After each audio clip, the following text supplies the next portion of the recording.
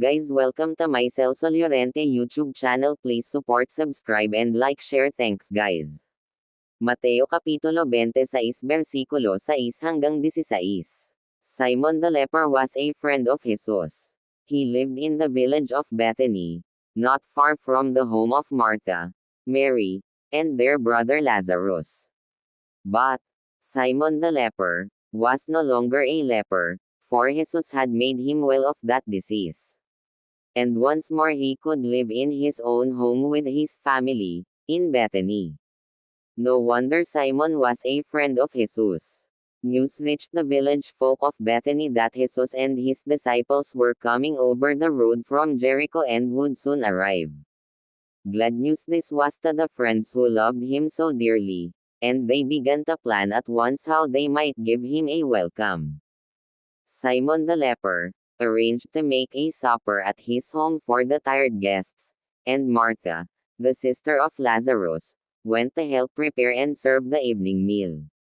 Simon invited Lazarus to eat with the other guests at the table, for since he had risen from the grave, Lazarus was looked upon with much wonder by the people. Mary also knew about the supper. At last the guests arrived, and they were welcomed at the home of Simon.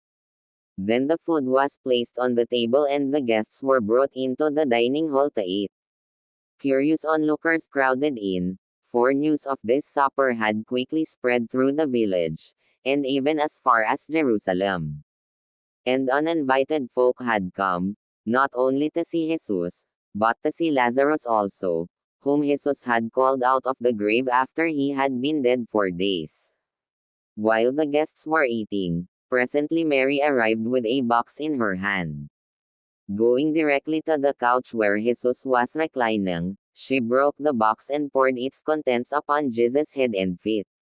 Now this box had contained some very rare perfume, which had cost much money, and Mary had poured it all upon the body of Jesus to show her love for him. Then she bent low and wiped the feet of Jesus with her long hair. Just as soon as the box was broken, the odor of the sweet perfume filled the room. And everyone present knew this perfume had cost much money, for it was of the very best kind. At once the disciples began to whisper among themselves about what Mary had done. One of them, Judas Iscariot, who carried the money bag for Jesus and the other disciples, became angry and said, "What a waste of money this foolish woman has made. Instead of pouring it all upon Jesus, she might have given that money to buy food for the poor." Jesus knew the thoughts and whisperings of his disciples. He saw them question Mary about her deed, and speak unkindly to her. So he spoke to them all and said, "Let this woman alone. Why do you trouble her? She has done a good work, for she has come before my death to anoint my body with sweet perfume. The poor you have with you always, but I shall not be with you much longer. And by this deed Mary has shown her love for me." And Jesus said also that wherever the gospel should be preached in the whole world, this deed which Mary had done to show her love should be told in memory of her.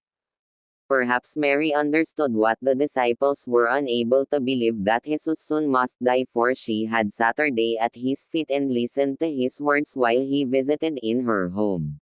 She had heard him tell about many things, and she had believed them. And now she had poured out the costliest gift her money could buy, to anoint Jesus before he should have to lie cold in death. She had done all she could to show how great was her love. Judas Iscariot was even more displeased when he heard Jesus' words. He was no longer a true disciple, for he had allowed Satan to plant wrong desires in his heart. And sometimes he took money from the bag to keep for himself, for he loved riches and he had hoped someday to be a rich ruler in the kingdom he expected Jesus to set up. Now a wicked thought crept into his heart, and he planned to go as soon as possible to the enemies of Jesus in Jerusalem and promise them to give Jesus into their power if they would give him money for his work. So after the supper was ended, he left Bethany and went to see the chief priests and scribes who lived in Jerusalem. For many days the enemies of Jesus had been talking together about how they might capture Jesus. After Lazarus had been raised from the dead, they were stirred more than ever, because many other people had begun to believe in Jesus, too. When Judas Iscariot came to them, they were glad, and they promised to give him 30 pieces of silver money if he would bring them to Jesus when the multitude of believing friends were not near.